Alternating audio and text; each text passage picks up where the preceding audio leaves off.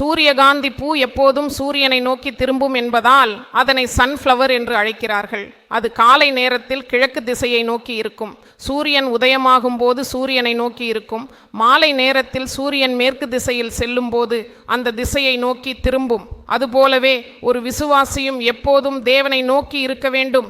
என் ஆவியை உங்கள் மீது ஊற்றுவேன் என்று சொல்வார். ஆவி என்பது தேவனுடைய இயல்பு. என் கோபத்தை கேட்டு திரும்பு என்று கூறுகிறார்.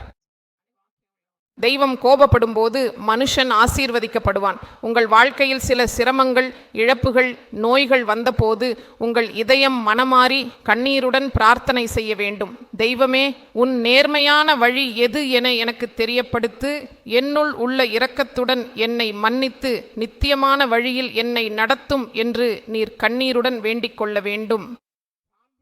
இப்போது மனமாற்றம் உனக்கு தெய்வம் அருள்வான். புதிய இதயத்தை உனக்கு அளிப்பான். பழைய பாவமுள்ள வாழ்க்கையை நீக்கி புதிய மனதை உனக்கு தருவான். தெய்வத்தின் கட்டளைகள், தெய்வத்தின் விதிகள், தெய்வத்தின் பணிகளை பின்பற்றும் மனதை உனக்கு தெய்வம் அளிப்பான். தெய்வத்தின் மக்கள் எப்போதும் தெய்வம் ஆசீர்வதிப்பதை காண்பார்கள்.